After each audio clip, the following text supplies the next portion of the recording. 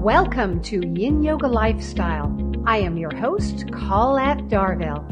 Cultivating our body's resilience and inner silence and its application to all aspects of your life.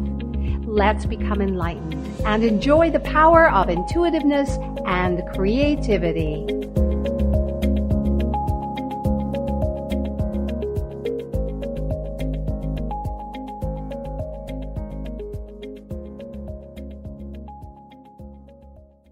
You are listening to Society Bites Radio, social interaction for the mind and soul.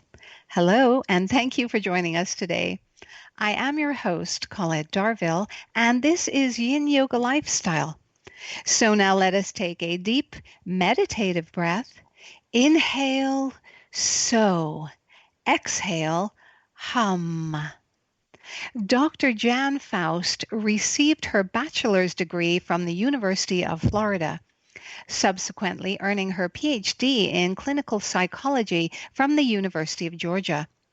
After receiving her doctoral degree, she completed a fellowship at Children's Hospital at Stanford University Medical Center. Subsequently, she joined the College of Psychology faculty of Nova Southeastern University, where she is currently a full professor.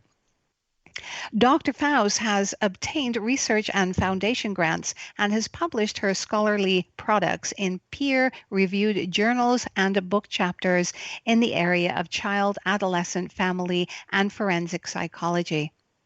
Her published and presented research reflects her interest in the area of childhood stress and trauma, including interpersonal and medical traumas and family forensic psychology. She has presented numerous papers at professional meetings globally. In addition, she has co-edited 2 books and recently completed a book entitled Reunification Family Therapy, a treatment manual, published by Hogrephe Press. Dr. Faust has 2 grown children and lives in sunny Florida with her spouse and well-loved dogs. Welcome to Yin Yoga Lifestyle, Dr. Faust. Thank you very much.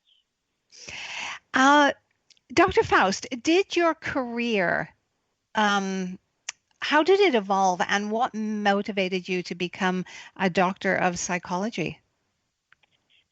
So that was a journey. We're here. We will listen. We want to know. Well, reflecting back on that question, my father was a clinical psychologist. Oh. So I grew up with a view of the world that is essentially non-judgmental, with a focus on helping people and community. And likewise, my mother, who was an educator for many years and was a principal in Dade County, Miami-Dade County, Florida, also had very similar values about loving one another and supporting one another and that piece of it. And they both had doctorates. So I think the emphasis on education was there growing up as well. And then with that influence, when I went to college as an undergrad at University of Florida, I became engaged in research in clinical psychology and became very interested in the study of human behavior from a scientific perspective in a way that we can actually measure human behavior and the impact of environment and different scenarios on people. So then that progressed, and I went on to graduate school. Wow. So you actually had decided early on that this is what you were going to do. Yeah, I mean, I love to write. So I also had an interest in journalism, but I found that I was gravitating more towards scientific writing as opposed to newspaper print writing, even though I enjoyed doing that as well. Mm-hmm. So they kind of merged because my history, even in high school, I was editor of the paper. I had some excellent English writing and journalism teachers. So in high school, and I think that actually helped along the way as well. And the irony of this, or maybe not so much of the irony, is I have a daughter who's in graduate school now pursuing her doctorate. And the lineage continues. Right. So maybe they'll have a child. So, we're third generation about now. Wow. Sounds like you need to have a center or a clinic, a family-run clinic. Well, it's true, right? Right. Very true. Now you are a champion for children. Can you elaborate on child and pediatric psychology? And are there specific behaviors that signal a parent to seek help for their child? So knowing when is the time, right? Yeah. So child clinical psychology is really assisting children who have behavioral, emotional, cognitive struggles, even educational struggles. Pediatric psychology is a branch of child clinical psychology where a psychologist is working with a child that might have a health-related problem. So, in other words, children undergoing painful medical procedures, they hurt, but also because they hurt, the child becomes anxious, which makes those painful medical procedures hurt more. So the intervention is then assisting children on how to modulate their anxiety and thereby decreasing the perception of pain. I mean, that's just an example. So when I did my postdoc at Stanford, I did my internship at Oklahoma Medical School. I worked a lot with cancer children who had been burned, children with asthma and those kind of things to reduce their anxiety and distress and sadness and a lot of other factors. So what parents can do is, I think the first thing is parents are their child's experts. They know their children many times inside and out. So the first thing to examine is if you have a very young child who's not developing or not progressing developmentally as one would expect, then that parent would want to seek intervention. Or if the child has exhibited notable changes in their mood, their behavior, and if something has happened in their environment that is extremely distressful, those kind of factors would warrant maybe seeking out at least a second opinion or consultation before embarking on assessment or treatment. Yes, because there's parents are sometimes when they're used to seeing their children all the time and they have busy lives, sometimes it's sometimes they just need that little bit of help, don't they?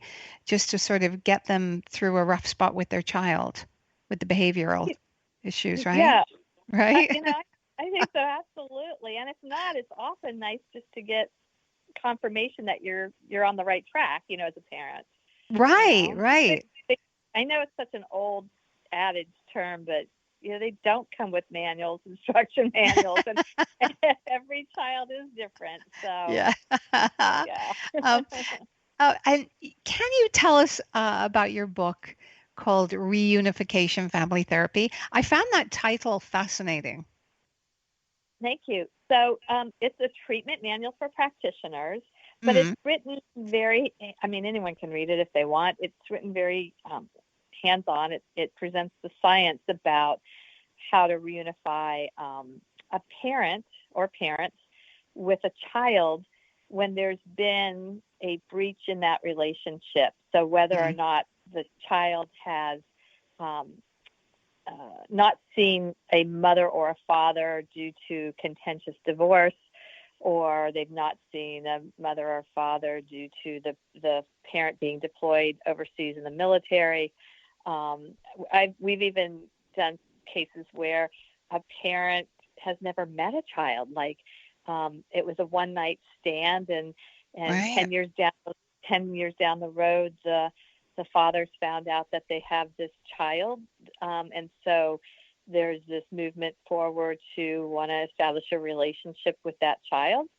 So it's a way of reunifying or uniting a parent that has either never had a relationship with a child or had a prior relationship that there was a breach in it.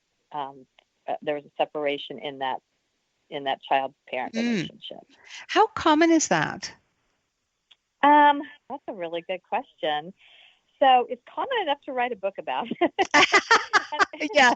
And I wrote the book seriously, not to make money, because I don't really make much on it. But I wrote the book to train other practitioners because we found that it became such a necessity.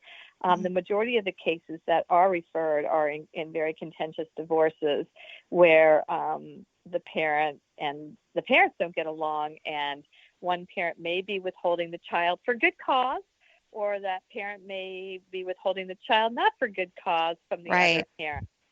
Yeah. So I don't really have numbers, but that's a piece of it. We see it also.